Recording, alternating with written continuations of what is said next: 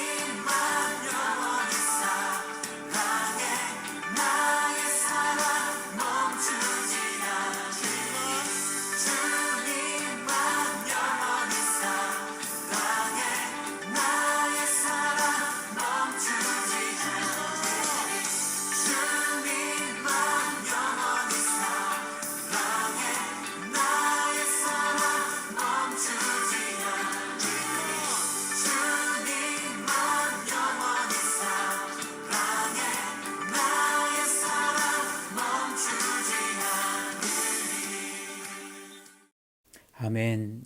주님만 늘 사랑하는 저와 성도님들 되기를 원합니다. 오늘 스가랴 12장 1절에서 9절까지 제가 표준 세번역으로 한번 읽어드리도록 하겠습니다. 주님의 말씀이다. 이것은 이스라엘을 두고 하신 주님의 경고의 말씀이다. 하늘에 펴신 분, 땅에 기초를 놓으신 분, 사람 안에 영을 만들어 주신 분께서 말씀하신다. 이제 내가 예루살렘을 잔으로 만들어 주변의 모든 민족을 취하게 하고 비틀거리게 하겠다. 예루살렘이 포위를 당하는 날에는 유다의 여러 성읍들도 다 포위를 당할 것이다. 그날에 세상 모든 이방 민족이 예루살렘에 대항하여 집결할 때에 내가 예루살렘을 바위가 되게 할 것이니 모든 민족이 힘을 다하여 밀어도 꿈쩍도 하지 않을 것이다. 그 바위를 들어 올리려고 하는 자는 누구든지 상처를 입을 것이다. 그날에 내가 모든 말을 쳐서 놀라게 하며 말탄 자를 쳐서 미치게 할 것이다. 나주가 하는 말이다. 내가 유다 백성은 지켜 돌보겠지만 모든 이방 민족이 부리는 말들은 쳐서 눈이 멀게 하겠다. 그러면 유다의 지도자들은 속으로 예루살렘에 사는 사람들이 그들의 하나님 만군의 주님을 힘입어서 강하게 되었다 할 것이다. 그날에 내가 유다의 지도자들을 나무단 사이에 놓인 과열된 도가니처럼 곡식단 사이에서 타는 횃불처럼 만들겠다. 그들이 주변의 모든 민족을 좌우로 닥치는 대로 불사를 것이다. 그러나 예루살렘은 다치지 않고 제자리에 그대로 남아있을 것이다. 나 주가 유다의 거처를 먼저 구원해 주겠다. 다윗 집안의 영광과 예루살렘에 사는 주민의 영광이 아무리 크다 하여도 유다의 영광보다 더 크지는 않을 것이다.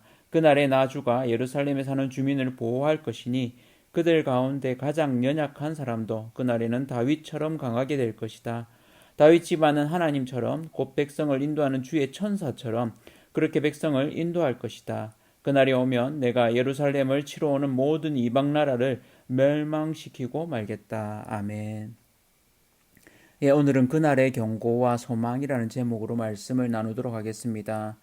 스가랴서 두 번째 파트에 해당하는 9장부터 14장 중에 두 후렴구, 그래서 9장부터 11장까지가 메시아의 배척에 대한 부분이었다면 이 12장부터 14장까지는 이 메시아의 통치에 대한 부분을 다루는데, 오늘은 그날에라는 말이 여러 번 반복되고 있고, 오늘 말씀에는 이스라엘 두고 하신 주님의 경고라고 이야기합니다. 그러니까 이 스가랴 말씀이 바벨론에서 돌아온 이 이스라엘 백성들이 성전 재건을 다시 시작할 수 있도록 14년 동안 중단되었던 그 성전 재건이 다시 이루어지고, 그래서 그 이루어진 일들이 한 2년에 걸쳐서 잘 이루어진 이야기를 듣고 사절단이 와서 우리가 이제 금식을 그만할까요? 하는 그런 이야기를 들었을 때 이제는 기쁨의 절기로 삼아라 라고 이야기하시고, 그 이후에 하나님이 이루시는 이 일들 가운데 오늘 말씀은 한편으로 예루살렘과 유다의 상황 가운데 경고가 되는, 그러니까 그들이 모든 민족으로부터 오히려 공격을 당하게 될 것이다 라고 이야기합니다. 그래서 좀 의아하죠. 이 유다와 예루살렘이 모든 민족에게 무거운 돌이 될 것이라고 이렇게 이야기하면서 이들이 이 주변 국가들에게 공격을 당하지만 오히려 그들한테 무거운 돌이 되어서 그들이 함부로 할 수 없는 그런 곳이 될 것이다라고 얘기합니다. 어떻습니까? 믿음을 갖고 나면, 또 그리스도인이 되고 나면 어려움이 아예 없어집니까? 물론 마음이 평안한 부분들도 있지만, 믿는다고 해서 또 그리스도인이 되었다고 해서 어려움이 아예 없어지지는 않습니다. 오히려 때로는 예수 그리스도를 믿는 것 때문에 더 큰 어려움을 겪기도 하고, 또 그전에 겪지 않았던 핍박을 받기도 하는 그런 일들도 있습니다. 그래서 믿는 것으로 인한 어려움들이 있죠. 오늘은 어떤 면에서는 그런 부분에 대한 이야기를 합니다. 그래서 그날이 언젠가, 이 아주 막연한 이 스가랴에게 전해진 이 말씀으로서는 예수 그리스도가 오신 이후, 또 교회가 이렇게 세워진 이후로 이렇게 볼 수 있겠습니다. 그래서 오히려 이 예루살렘과 유다의 상황은 한편으로는 또 교회에 대한 말씀으로 이렇게 볼 수 있겠습니다. 하나님께서 회복하시는, 하나님의 통치가 이루어지는 그 하나님 나라가 이루어지는 데 있어서 교회가 늘 이렇게 좋은 상태가 아니라 오히려 공격을 당하는, 어려움을 겪는 이런 부분들에 대한 이야기를 합니다. 그렇지만 그 경고로 끝나지 않고 소망이 있습니다. 하나님으로 인해서 힘을 얻는 유다 지도자들이 하루 같게, 또 횃불 같게 하셔서 오히려 주변의 나무들을, 또 풀숲들을 이렇게 불살라 버리는 이런 부분들이 되어진다고 이야기합니다. 모든 민족들을 불살라 버리리라 이렇게 얘기합니다. 이 부분은 하나님의 구원하신 가운데 하나님의 백성, 또 특별히 교회를 통해서 하나님이 정결케 하시고 그들을 구원하시고 새롭게 하신다는 부분들, 그래서 다윗과 같이 삼으신다, 하나님의 사자같이 삼으신다라고 이야기합니다. 그래서 이방 나라들을 하나님께서 멸하시기까지 싸우시겠다고 이야기합니다. 이 말씀을 보면서 하나님이 교회를 다윗과 같이 삼으신다, 이 말씀이 오늘 저한테는 참 많이 마음에 와닿습니다. 그래서 다윗의 특징이 어떻습니까? 다윗은 하나님의 마음을 알았습니다. 또한 늘 하나님께 기도하고 노래하는 자였습니다. 그뿐만 아니라 그는 하나님의 명령대로, 하나님의 말씀대로 살았던 사람입니다. 우리의 삶이 다윗과 같기를 원합니다. 이 땅 교회가 다윗과 같이 서기를 원합니다. 하나님의 마음을 알고 하나님께 기도하며 하나님께 찬양하고, 그뿐만 아니라 하나님의 말씀대로, 하나님의 명령대로 살아가는, 그럴 때 이 교회를 통해서 하나님께서 새로운 소망을 일으키시고 불살라 버릴 것들을 불살라 버리시고, 또 새로운 하나님의 통치 가운데 하나님의 뜻들을 이루실 줄로 믿습니다. 그런 저와 성도님들이 하나님 앞에서 다윗과 같이 그렇게 쓰임받는 그런 기이한 통로로 이 하루 가운데서도 하나님 마음 알고 하나님을 기도하고 하나님께 기도하고 하나님을 찬양하며 하나님 말씀대로 살아감을 통해서 하나님께 쓰임받는 귀한 통로 되시기를 축복합니다.